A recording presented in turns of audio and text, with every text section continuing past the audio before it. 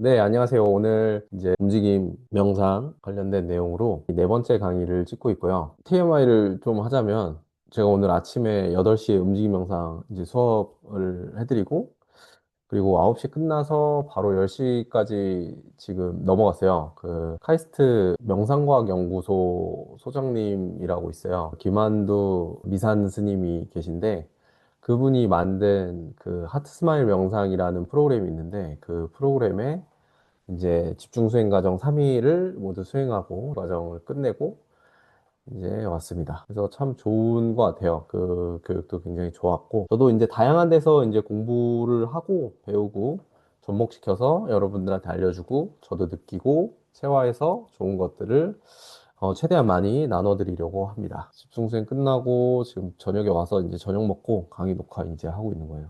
오늘 내용 이제 들어갈 건데 오늘 내용은 만성통증과 뇌의 추론 그리고 장내추 이론에 관련돼서 간단하게 이제 강의해 보도록 하겠습니다. 먼저 우리 저번 시간에 이 외부 세계의 정보를 우리는 이제 오감이라는 감각기관들을 통해서 이제 내부로 올려보낸다고 이제 얘기를 했어요. 그래서 지금 보면은 이 세계 월드가 있고 우리가 뇌로 인식을 합니다. 세계를. 어떤 걸로? 5가지 오감이랑 감각 기능이랑 3가지 고유수용 감각, 내부 감각, 정전 기관. 8가지, 총 8가지 감각 기능을 통해서 우리가 이 세계를 인식하고 지각을 통해서 이거를 내부 감각으로 받아들인다. 내 몸으로. 이렇게 말씀을 드렸어요. 이게 이제 상향식 이제 정보 올라오는 이제 감각 정보라고 보면 되고 우리는 의도에 의해서 어떤 움직임을 행하기도 하지만 이런 올라오는 상향식 정보에 의해서 움직임을 재수정하기도 한다라고 저번 주에 계속 이야기를 드렸고, 그런데 이렇게 우리가, 상향식으로 올라오는 정보가 외부에서 감각이 이제 들어오는 정보가 왜곡되고 이제 바뀔 수 있다. 그래서 우리 뇌는 항상 이 외부에 있는 정보들을 추론하고 이제 왜곡해서 이제 해석한다라는 거, 이거를 조금 더 자세히 알아보려고 합니다. 그래서 오늘은 이 내부 감각 정보에 대한 이 추론과 이 감각 정보의 오류를 조금 더 깊게 배워보도록 할게요. 먼저 이제 뇌의 작동 방식을 알아야 합니다. 그래서 뇌의 예측 모형과 능동적 추론 모형인데요. 우리의 뇌는 움직임을 만들어내는 이제 하향식, 탑다운 방식, 하향식으로 움직임을 만들어내기도 하고요. 그리고 올라오는 외부의 정보를 예측하고 추론하는 상향식 정보의 움직임으로 또 움직임을 재수정합니다. 의도에 의해서 우리가 내가 이렇게 움직일 거야 라고 계획해서 이 신호를 이렇게 보내요. 그러면은 주로 효율화된 학습된 명령들이 그냥 실행이 됩니다. 뭐 이 마우스를 클릭할 거야 라고 하면은 마우스를 클릭하는 명령들을 이제 보내겠죠. 근데 이게 하나하나 관절 하나하나 근육 하나하나 이 움직임의 의도를 보내는 게 아니라 우리는 그냥 마우스를 움직일 거야, 딸깍 할 거야 라는 의도밖에 없어요. 그러면은 우리 나머지는 이 감각 정보, 지각 정보들로 이 올라오는 신호들로 계속 움직임의 재수정을 만들어요. 그래서 실제로 몸이 이렇게 움직이고 있어요 라는 거를 지각할 수 있는 정보들을 계속해서 올려보낸단 말이죠, 뇌 쪽으로. 그래서 이거 피드백을 계속 해줘야 돼요. 그래서 이게 주의 정보라고 하는데 이 바텀업으로 올라가는 피드백 정보가 잘못되면은 이제 만성 통증 그리고 움직임의 의도와 결과 간의 괴리가 나타난다는 거죠. 그래서 저는 오늘 뭐 여러 가지 뭐 이론들이 있는데 내면 소통 명상 전문가 과정을 지금 진행하고 있으니까 김주환 교수님이랑 이제 칼 프리스턴 박사의 능동적 추론 이론에 대해서 조금 설명을 드릴게요. 먼저 우리가 감각 정보 혹은 내부 장기에서 발생되는 이런 정보들, 하위 모델에서 의식이 있는 프리모터 레벨까지 이렇게 계속 정보가 올라가요. 뭐 미주신경이나 이런 장에 있는 정보들이나 심장이 뛰는 정보들이나 이런 것들이 계속 이제 올라가는 거죠. 실제로 뭐 시각 정보나 이런 것도 계속 이제 수정이 돼요. 옆에 여기 그림을 보면은 이게 밑에가 이제 하위 감각 체계들이에요. 근데 이게 계속 위로 올라가면서 여기가 이제 우리가 대뇌피질이라고 그러면은 이 감각 정보 기능들이 이 지각 기능들이 올라가면서 계속 예측을 해요. 예측을 해서 이거 정보가 이게 맞아? 하면서 계속 이거 아니야 하면은 X 하고 다시 올라가고 추론하면서 올라가는 거예요. 그래서 마지막에 결론을 도출해내는 방식으로 결론을 만들어냅니다. 그러니까 우리가 어떠한 동물을 만약에 봐요. 강아지나 고양이 같은 동물을 볼 때 이 동물이 고양인지 강아지인지 구분을 해야 될 거 아니에요. 만약에 구분을 하는데, 야, 내가 봤는데 귀는 이렇고, 눈은 이래. 그래서 올라갔는데, 야, 아니야. 귀는, 야, 얘 고양이인 것 같아. 아니야. 강아지야. 막 이러면서 계속 뭐, 눈은 강아지 같고, 귀는 뭐 어쩌고, 얼굴 털은 어떻고, 이러면서 계속 올라가서 마지막에, 아, 얘는 고양이다. 라고 예측을 하는 거예요. 이게 되게 재밌는 게, AI 이야기를 하면 조금 이해가 쉬울 텐데요. AI가 현재처럼 이제 발달되기 전에 슈퍼컴퓨터에게 고양이 정보를 수만 개, 수억 개를 학습시키고 고양이를 판별하도록 만들려고 했어요. 근데 이 AI가 톰과 제리에 나오는 이런 제리와 같은 애니메이션 고양이는 얘네는 이제 고양이로 보지 않았다는 거예요. 이런 애들은 고양이로 안 보는 거예요. 그래가지고 이거 되게 혼란이 온 거죠. 야, 도대체 사람 뇌는 어떻길래 이거를 도대체 어린아이들도 이거를 고양이를 보는 거냐? 왜냐면 어린아이들은 고양이라는 이제 동물을 그렇게 많이 보진 못했잖아요. 그 정보가 AI보다 적게 학습돼 있는데 어떻게 저걸 고양이로 보냐 이거죠. 근데 그래서 이걸 연구하는 학자들이 되게 혼란이 온 거예요. 그때 나온 이론이 아, 사람의 뇌는 예측과 추론을 통해서 이 정보를 우리가 판단하는구나라고 이제 알게 돼요. 그래서 우리가 가지고 있는 내적 예측 모형이 있어요. 근데 그 정보, 내적으로 가지고 있는 그 정보 모형을 통해서 정보를 추론하고 이제 받아들인다는 게 이제 밝혀진 거죠. 문제는 근데 이 올라가는 과정에서도 이제 오류가 발생될 수 있다는 거예요. 그래서 우리가 일전에 그 봤던 이제 소그림이나 그 그림이나 뭐 이런 다른 블록 그림처럼 말이죠. 우리는 무의식적으로 그리고 습관적으로 어떤 신호가 증폭돼서 이제 올라가기도 하고요. 만약에 여기서 아까 봤던 이 정보에서 이 밑에 뭐 어떠한 신호가 잘못됐어요. 근데 이 신호가 그냥 우리가 예측 오류를 해서 잘못해서 그냥 쭉 올라가 버리는 수가 있는 거예요. 예. 잘못 예측해서 올라가 버릴 수 있는 거죠. 혹은 아니면 정상적인 신호를 또 잘못 해석하기도 하고 이런 것들이 발생되는 거를 우리가 이제 만성 통증이나 아니면 움직임에 대한 이제 괴리라고 얘기를 합니다. 그래서 이런 잘못된 신호 해석 습관을 우리가 트라우마 전문가인 이제 가브로나테 박사는 픽시드 액티브 패턴이라고 해서 고정적으로 발생되는 습관적인 이제 습관적 해석 능력이라고 얘기를 말을 하죠.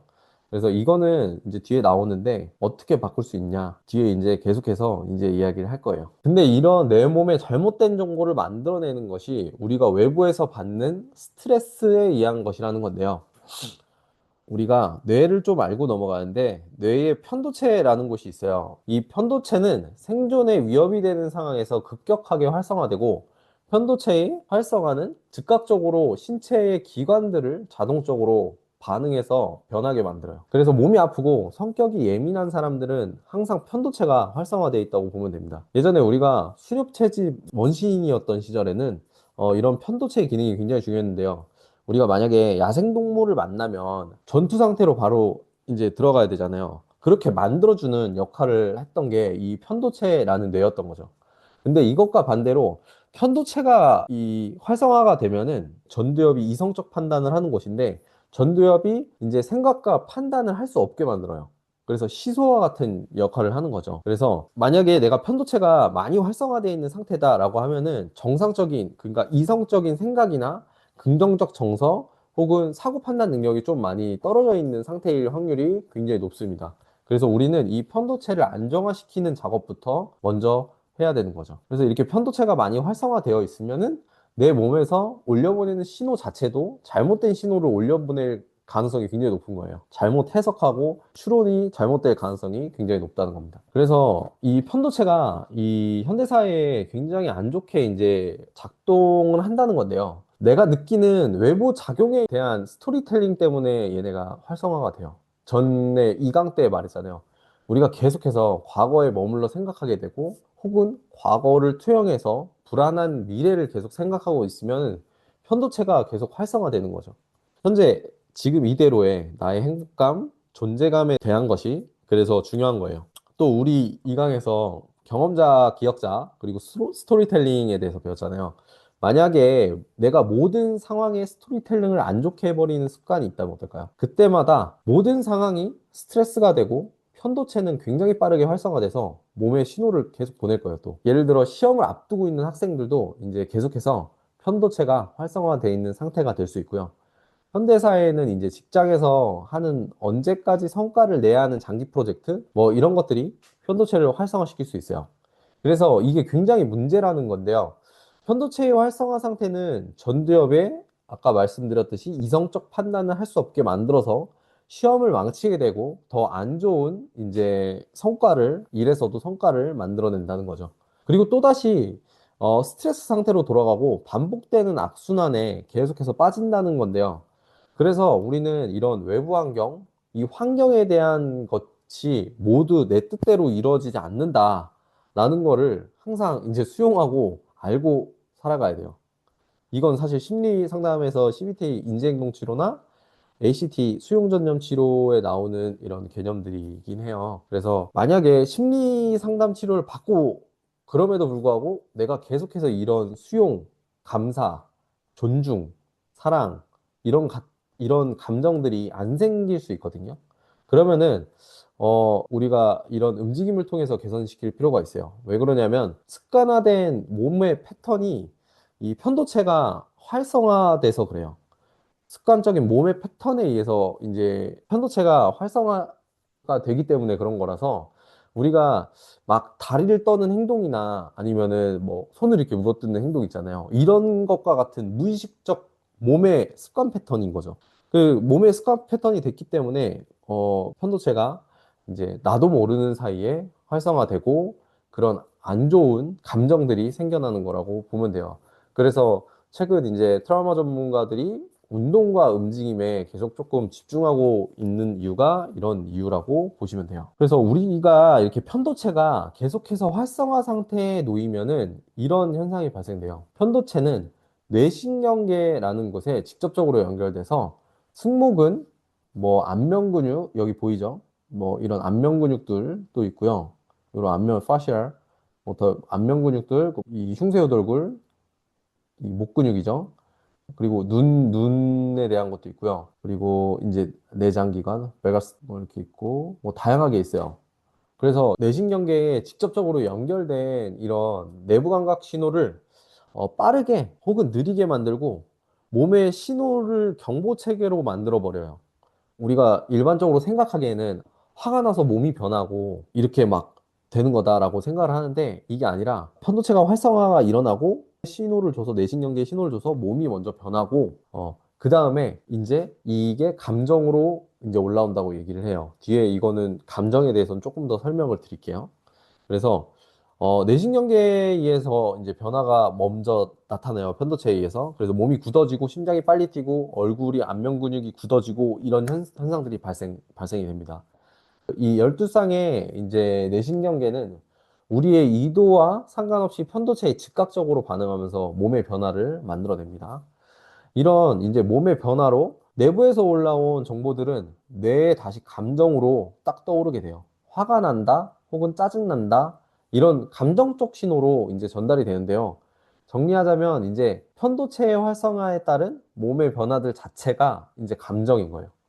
그래서 이전에 트라우마 전문가 가브로마테 박사, 뇌과학자 이제 안토니오 다마지오 박사 이런 분들이 몸의 변화가 꼭 곧 우리의 감정을 만든다라고 계속 이제 이야기를 한 것이에요. 문제는 이 상태가 지속되면 심장박동이 불규칙해지고 소화기 순환 뭐 이런 거 전체에 긴장이 증가된 상태가 계속 지속되게 되겠죠. 이 스트레스 상태로 오랜 시간 지내다 보면은 자신도 모르는 사이에 이런 안 좋은 감정의 습관 체계, 몸의 형태의 습관 체계들을 불러일으키고 뇌의 추론이나 이 정보를 올려받는 것에 이제 오류가 많이 발생되게 되는 거죠. 이런 이제 습관에 의해서 이제 능동적 추론 이제 발생이 되는 거죠. 우리가 이제 습관을 바꿔야 되는데요. 우리가 이 습관을 바꾸기 위해서 주의력 재배치 훈련이 좀 필요해요. 뇌과학자 이제 칼프스턴 이 사람은 이게 의도한다고 마음 먹는다고 되는 영역이 아니고 이런 간접적 훈련을 통해서 내부 감각과 고유 감각을 알아차리고 주의를 보내는 훈련을 하다 보면 이런 신호 전달 체계가 재배치돼서 이제 좋은 결과를 불러올 수 있다라고 이야기를 합니다. 그래서 내 몸의 감각 정보를 실시간으로 느끼는 데 있어서 가장 효율적인 가이드가 여기서는 이제 호흡이에요. 심적 안정화에서도 많이 사용이 되죠. 이 호흡은 늘 나에게 벌어지고 있는 사건이기 때문이에요. 호흡에 집중한다는 것은 결국 호흡이라는 행위가 내 몸에 어떤 느낌이나 변화를 가져오는지를 느낄 수 있기 때문인데요. 이건 뒤에 조금 다시 얘기하도록 할게요. 어, 지금 옆에 나오는 논문은 Attention Management as a Treatment for Chronic Pain. 이게 CBT 인지행동 치료 관련된 논문이긴 해요. 근데 이거를 가져와 봤는데 이 논문은 그룹 치료로 만성통증 환자 41명을 대상으로 이제 3개월에서 6개월까지 추적 관찰한 연구예요. 그래서 이 사람들한테 뭘 시켰냐면은 이 만성통증 환자들한테 6주간 매주 90분씩 치료로 주의전환, 심상, 명상, 마음챙김 명상, 그 마인드풀니스라고 하죠. 그거를 인지행동 치료 주의력 관리 매뉴얼로 기반한 연구예요. 결과만 좀 말씀드릴게요. 결과는 간단한 이완, 그리고 심상을 이용한 거, 그리고 외부 객체로 주의 전환, 이 세 가지가 통증 감소에 가장 효과적이었다라고 말하고요. 이완과 심상을 이용한 치료는 약한 통증에서 유용한 것으로 나타났다라고 합니다. 그래서 이게 그러니까 이완은 이제 호흡 관련된 걸 이야기하는 거고요. 심상 관련된 건 보니까 그 이미지를 상상하는 거예요. 내가 마음속으로 내가 나았다, 내가 좋아지고 있다, 아니면 내가 더 이상 아프지 않다, 이런 거를 이제 상상하는 이제 치료를 한 겁니다. 그래서 사실 이거 플라시보 효과긴 하죠, 이것. 그래서 심한 통증의 참가자들은 이런 주의력을 자신이 원하는 대로 집중하는 것이 더 어렵다고 느껴졌다라고 합니다. 그래서 전에 이제 주의력 결핍에 대해서 얘기했고, 이 어텐션이 이제 통증 환자들은 내 뜻대로 주의력을 조절할 수 없다. 주의에 끌려다니시는 분들이 많다라고 얘기를 했는데, 그런 게 어렵다라는 이제 논문입니다. 그래서 여기서 나오는 거는 우리가 보면은 간단한 이완, 심상, 그리고 주의 전환 훈련, 이런 것들이 우리에게 통증 감소 효과가 있었다라고 이야기를 합니다. 그래서, 오늘은 아까 말한 그 12쌍의 내신경계 중에 이 미주신경에 대해서 알아봐야 돼요. 내부 감각에서 감정과 가장 연관성이 높은 기관은 우리 단연 미주신경이라고 이제 얘기를 해요. 이 미주신경은 뇌신경계 10번에 연결되어 있는 신경이에요. 우리가 아마 장내추억 이론을 알고 계신 분들은 장과 뇌가 어떻게 긴밀하게 연결되어 있는지 아실 거예요. 우리는 장에는 수억 개의 이제 감각 뉴런들이 있고, 얘네들이 이제 바텀업 상향식으로 올려보내는 신호가 하루에 이제 전체 신호의 이제 3분의 1 이상을 차지한다고 이제 말을 하죠. 그러니까 엄청나게 많은 신호가 이제 밑에서 올라가는 거예요. 그리고 이 미주신경은 뭐 위장, 심장, 장 뭐 이런 데서 올려보내는 구심성 신호가 약 한 80%라고 이야기를 합니다. 그러니까 미주신경에서 대부분 이제 구심성 이제 올라가는 바텀업 이제 신호들의 신호 전달 처리를 다 한다고 보시면 돼요. 그래서 얘네가 이제 이 올라가는 신호가 어디로 연결되냐면은 NTS라는 뇌줄기 고속획으로 모이게 되는데, 이 부분이 굉장히 중요한 게 감정이랑 연결돼요. 그래서 NTS에서 ACC라는 전대상 피질이라는 곳으로 연결되는데, 이 ACC 전대상 피질은 감정 조절 그리고 자율신경계 조절의 중추 역할을 하는 아주 중요한 뇌 부분인 거예요. 그래서 이 ACC는 실제로 과학적으로 감정과 연관된 피질 구조와 상호작용하면서 우리가 공포나 뭐 불안, 행복과 같은 감정을 조절한다고 이야기합니다.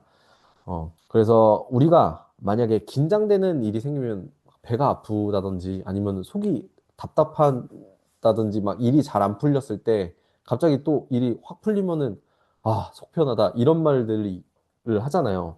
이런 것들이 실제로 이런 내부 감각 신호들이 우리가 감정으로 받아들인다라는 이제 증거라고 보면 돼요.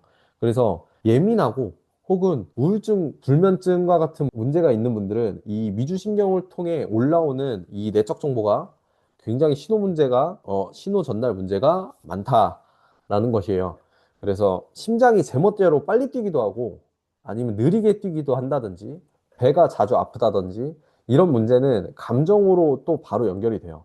그래서 실제 정신과에서 주는 우울증, 조울증 약들도 심장을 천천히 뛰게 만든다든지 몸의 기능을 조절하는 이런 바이오케미칼 약들이 대부분이에요. 근데 우리는 이것들을 이제 약으로 해결하려는 게 아니라 아까 그 CBT 인지행동 치료 논문에 나와 있는 이제 주의력 재배치 훈련 뭐 이런 거를 통해서 이제 우리가 변화를 시키려고 하는 거예요. 움직임이나 뭐 움직임이 이런 주의력 재배치 훈련 중에 하나라고 또 생각을 해주시면 돼요.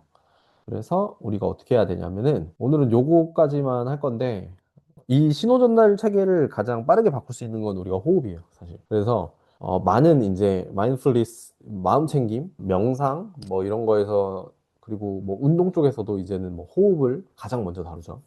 그래서 오늘 이야기할 거는 이 RVNS라는 위주신경 자극 호흡 방법이에요. 그래서 호흡 조절을 통해 위주신경을 자극하고 부교감 신경을 활성화시켜서 안정화를 취하는 방법인데요. 실제로 이거를 하게 되면 스트레스 반응, 이제 코티졸 분비 등이 억제되고 정서 안정 및 인지 향상 조절에 굉장히 빠르게 도움이 된다라고 이야기를 합니다. 그래서 실제로 2분에서 5분만 해도 이제 즉각적으로 이제 안정화의 효과를 볼 수 있다고 많은 논문들이 이제 나와 있어요. 이 논문도 그런 논문 중에 하나고, 이건 좀 의도적으로 호흡을 조절하는 거죠. 근데 의도적으로 조절하는 거는 명상이 아니에요, 사실.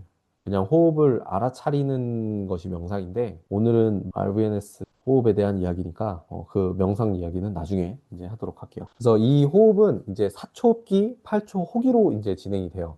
그래서 4초 들이마시고 하나, 둘, 셋, 넷 들이마시고 4초 참았다가 하나, 둘, 셋, 넷 참고 다시 8초 내뱉어야 돼요. 하나, 둘, 셋, 넷, 다섯, 여섯, 일곱, 여덟 이런 식으로. 그래서 혹은 3초 들이마시고 3초 참았다가 6초 내쉬고 내쉬는 호흡을 더 길게 가져가야 돼요. 내쉬는 호흡을 2배 길게 가져가야 이제 미주신경 안정화에 효과적이라고 이제 나오는 겁니다.